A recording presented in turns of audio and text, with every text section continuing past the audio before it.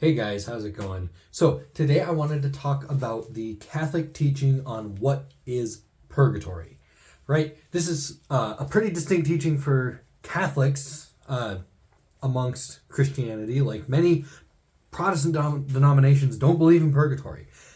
Many of them actually are pretty strongly against it.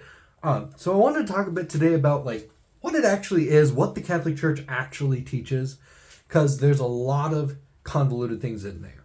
Like, I've heard people say that, or argue that purgatory is taught by the Catholic Church as a way of, like, tricking mourning people who have lost loved ones into thinking they have to pay the church to free them to go into heaven. And that is absolutely not the case.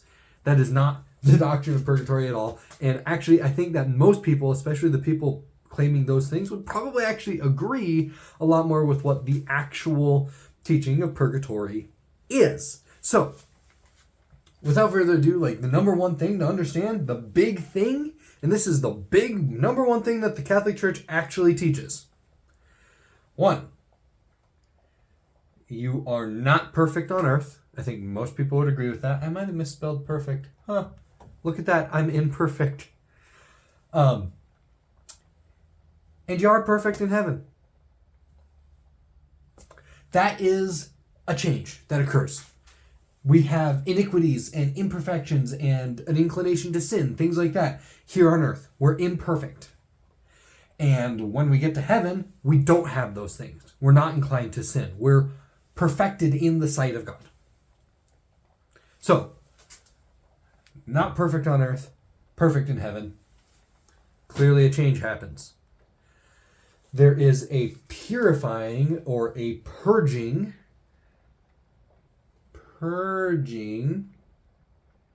of imperfections. That's what the church teaches. That is the fundamental thing to understand. Not perfect on earth, perfect in heaven. There's a process between dying when you're imperfect and being in heaven where you're perfect. There's something that happens in between those 2 points. For all we know, it could be instant. It could be the exact moment that you die and find yourself in the face of God, that you will be perfected in that moment. That could be what happens. We don't actually know the specifics. We're not taught. So that's what I'm talking about down here. How long does purgatory last? The church is hesitant to even say that there is any actual temporality to purgatory. That is to say that we can ascribe purgatory to any relationship between here on earth and an amount of time that passes here on earth that it'll take from you entering purgatory to exiting it. Right? We're not saying that that's how it works. We are not saying that there is... Most things, when it gets to that spiritual, supernatural level beyond earth, actually tend to step not totally outside of time. Only God is outside of time, but to a different perspective on time that you might call above it, right?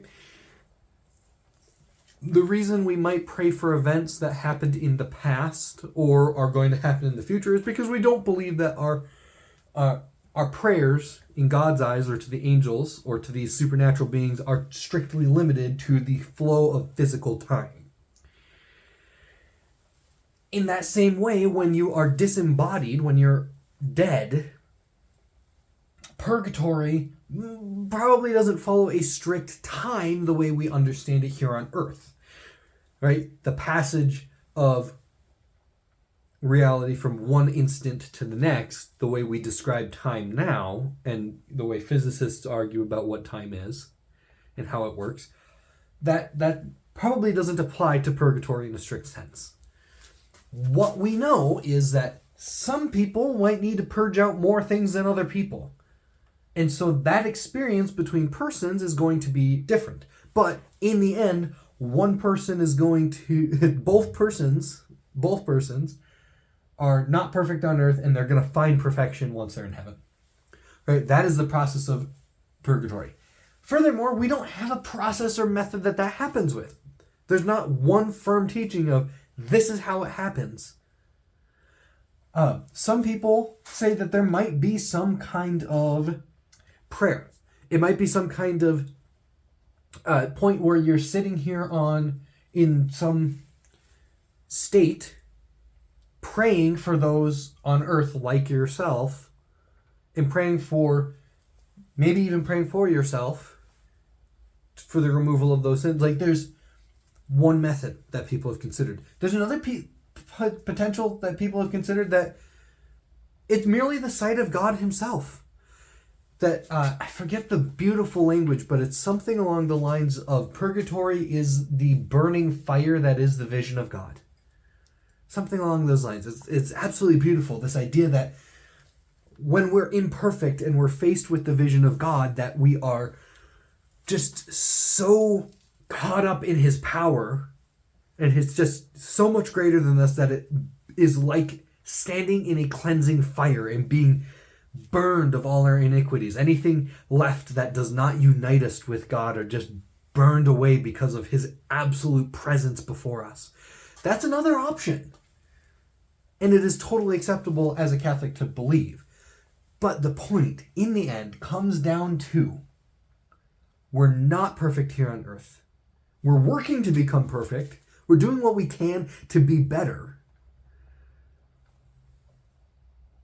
But when we're in heaven, we are perfect. That's what purgatory is, fundamentally, is that transition from imperfection to perfection, from the moment we die here on earth and are imperfect to entering heaven perfectly.